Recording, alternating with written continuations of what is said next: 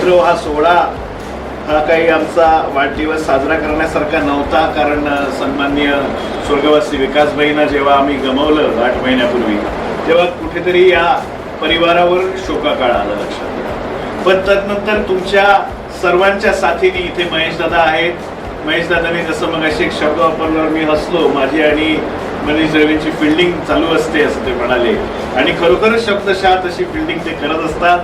पण हे सर्व करत असताना मी तुम्हाला खरोखर सांगतो, आम्ही प्रत्येक गोष्ट केली माझ्या प्रवेशापासून ते मग मला मधु देसाई साहेब भेटले, महेश धोरी साहेब इथे नाही आहेत भेटले, पण आम्ही सगळ्यांनी ठरवलं एक संघ, आणि ते आम्ही तंतोतंत आजपर्यंत पाळलं. आणि त्याचे जिवंत उदाहरणे महेश दादा असतील की आम्ही जे काही माझगावमध्ये करणार ते सर्व काही आम्ही रेश्माताईंच्या नेतृत्वाखाली करणार, आणि ही बाब आपण आजपर्यंत अशी आणि नेहमी पाळणार हा शब्द मी तुम्हाला सगळ्यांना देतो.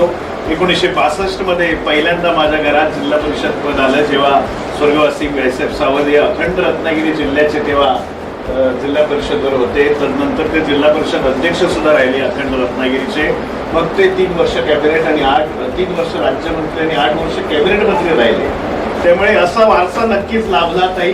पण जसं आपण म्हणतो सचिन तेंडुलकरचा मुलगा गरजेचा नसतो की तो पण सचिन होईल, गावस्करचा मुलगा गरजेचा नसतो की तो पण होईल, आणि अमिताभ बच्चनचा मुलगा गरजेचा नाही की तो पण हिट होईल. पण 100% तुम्हाला सांगतो की या सगळ्या जाणत्यांसमोर मी सांगतो, या सगळ्या जाणत्यांचं इन्स्पिरेशन घेऊन ते कसे वागतात, कसे बोलतात.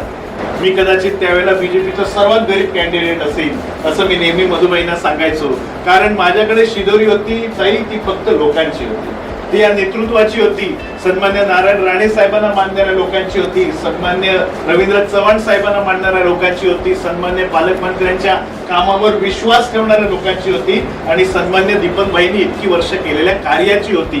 सन्मान्य भाई साहेबांनी जी जिल्हा परिषद लढवली, तदनंतर त्यांचा वारसा घेऊन जे विकासभाईंनी लढवली, आणि तदनंतर त्याला ज्वलंत आग देण्याचं काम हे इतकी वर्ष निष्पापपणे रेश्माताईंनी केलं. या सगळ्याची पोचपावती म्हणून मला हे मतदान मिळालंय असं समजणारा मी एक कार्यकर्ता आहे. आज जरी ते दुसऱ्या पक्षात असतील तरी अशोक दळवी साहेबांचं तितकंच यात योगदान आहे. आज ते या कार्यालयात नाहीयेत, पण आपण त्यांचं नाव घेणं गरजेचं आहे. संजू परब साहेबांचं नाव घेणं गरजेचं आहे, दीपक भाईंचं नाव घेणं गरजेचं आहे, सन्मान्य आमदार निलेश राणे साहेबांचं नाव घेणं गरजेचं आहे.